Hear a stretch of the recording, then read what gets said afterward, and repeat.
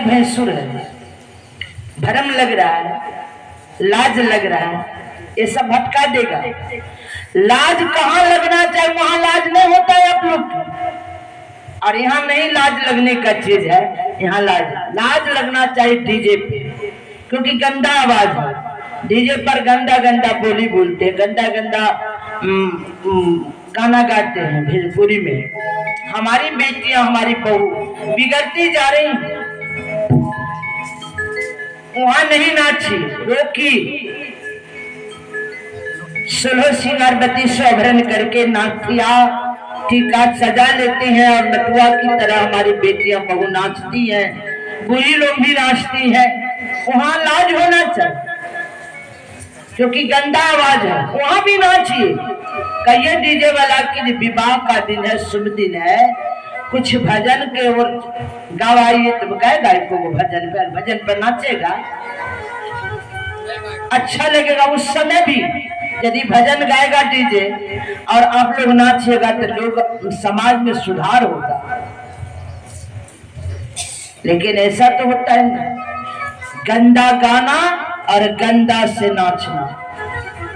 लड़का लोग ललकारी मार रहे हैं और लड़की लोग नाच रही है, वहां लाज होना चाहिए। और जो डीजे पर नाचते, सदगुरु कबीर की कहना है कि भजन प्रवचन में जो नाच लिया, परमात्मा की मगन में जो नाच लिया, परमात्मा का भजन में जो नाच लिया, सदगुरु की भजन में जो नाच लिया, उसको 84 नाचना नहीं पड़ेगा। और जो 84 के मगन में नाच लिया डीजे पे, लोग के दिखा के गए माँ इनका बेटा हम नहीं नाचबे, हमारा बेटा में नाचते। अरे पगली, बेटा में नाचेंगे, उसको बेटा में हम नाचेंगे, तब ना हमरो बेटा में नाचेंगे। और जमराज जब पूछेगा तब वो बेटा वाली जाएगा बचाने के लिए। लेकिन इस जगह नाचिए, झूमिए, तालियां बजाइए, कोई कुछ नहीं कहेगा, और जो कहेगा उसका मुंह गंदा होगा, क्योंकि हम भगवान के मगन में नाच रहे हैं, तालियां बजा रहे हैं। बैठ करके ताली जो बजता है तो ये 90 इंद्रियां का बंधन टूटता है। भगवान की भजन में, गुरुदेव की भजन में, ये भरम है, इस जगत का भरम है, लाज है। और जिस समय ससुर भसुर के सामना में मुझसे गंदा गंदा गाली गोतनी के देते हैं, सास पुतों के देते हैं, पुतों सास के देते, गंदा मुझसे निकलता है, उस समय आपका जिभ्या कट जाना चाहिए। उस समय जिभ्या क्यों नहीं काट लेती, शर्म से क्यों नहीं मर जाती? जो हमारे पूरी समाज देखते हैं ये गंदा गंदा गाली दे, अपनी इज्जत को अपने उघाड़ रही है। तो जहां लाज, वहां लाज नहीं करते हैं आप लोग, और जहां लाज नहीं होना चाहिए वहां लज्जा होता है। तालियां बजाने से तुम्हारा गठिया बीमारी और सब खत्म हो जाएगा, और नहीं बजाइएगा तो धरने रहेगा, पकड़ने रहेगा।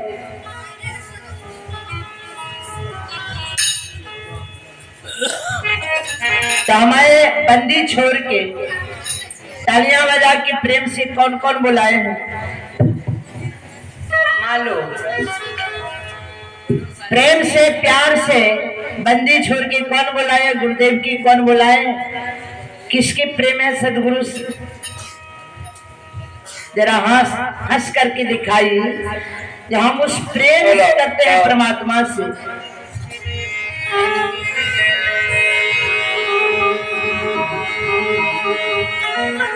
तिमिर छूटे रवि उगते,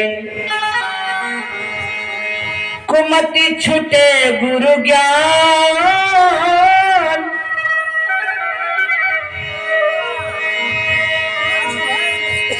अरे माया छूटे साधना ध्यान से,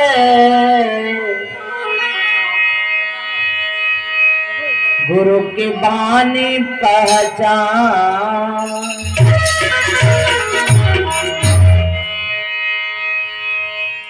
क्या जरूरी थे हमारे महेश्वर भाई बेटा का ब्याह है, इतना खर्चा करने के लिए इन्हों से बहुत बहुत दूर जाते हैं, और महेश्वर भाई सब कुछ सुनते हैं भजन भाव।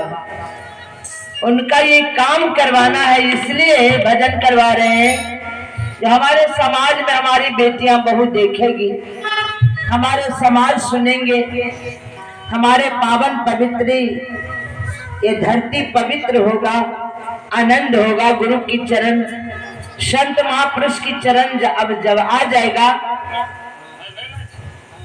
ये मालपुर में, तो आनंद हो जाएगा मालपुर ग्राम। जैसे केवट भगवान की चरणामृत हुए राम के, और पूरे गांव के कहे बुला कर लाए। हम अकेला तरना नहीं चाहते हैं प्रभु, हमारे पूरे समाज को तारिए, हमारे पूरे समाज आइए भगवान से। जो ही जिसको घर में जो ही है वही लेकर आइए, कोई बिस्कुट है, कोई नमन जूस से लेकर आइए, भगवान को खिलाइए। सब अपना अपना भाग से आए और अमृत उतार कर सभी को पिलाए।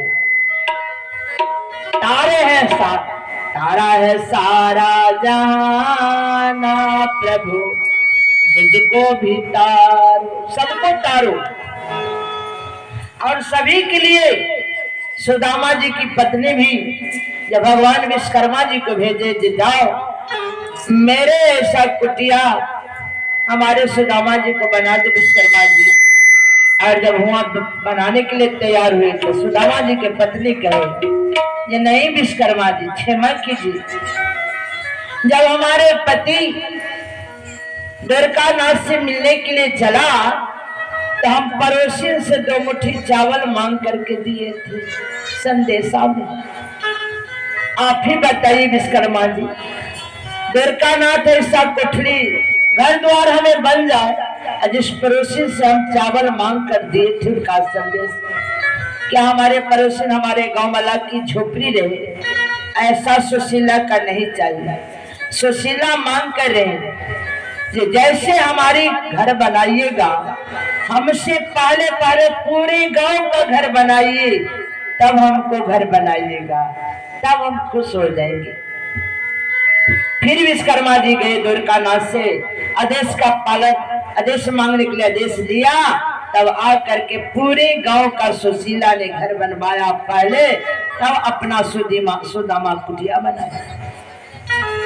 ऐसा भाव यदि भक्त में रह जाए तो किसी को अकाल मृत्यु नहीं होगा।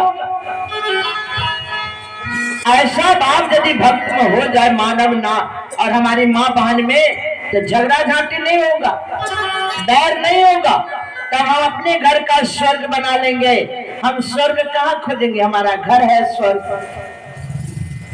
अब हम सागर कहाँ खोजते हैं? भव सागर। भव सागर कहाँ है? हमारा शरीर भव सागर है। इस शरीर में पाप कर्म करके डूब जाना है और ये शरीर में अच्छा कर्म करके तर जाना है। तरने वाला काम करिएगा, शरीर से तर जाइएगा, और ढूंढने वाला काम करिएगा, नरक में जाने वाला काम कर डूब जाइए। यही भवसागर है। इस भवसागर में डूबिएगा तो कुत्ता, बिलाई, गधा, घोड़ा, सांप, छुछुनर बन के रहिए। मरने के बाद उसी में जाइएगा। और नहीं भवसागर से तरना है तो फिर ये नहीं कुछ मिलेगा, सतलोक नहीं मिलेगा, वैकुंठ नहीं मिलेगा, तो कम से कम नर्तन तो मिलेगा, फिर भजन भाव करने का मौका तो मिलेगा।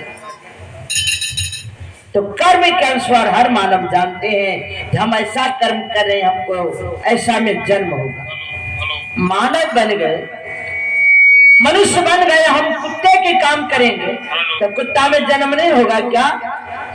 हम नारियां बन गई और 16 श्रृंगार पति पे सजा के कोई पराया पति के साथ गलत काम करेंगे तो क्या हम कुतिया नहीं बनेंगे?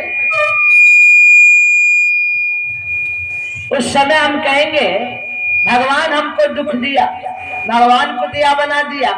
अरे पगली, भगवान और कोई कुछ नहीं करते हैं, तुम्हारा कर्म ने कुतिया बना दिया, तुम्हारा कर्म ने कुत्ता बना दिया।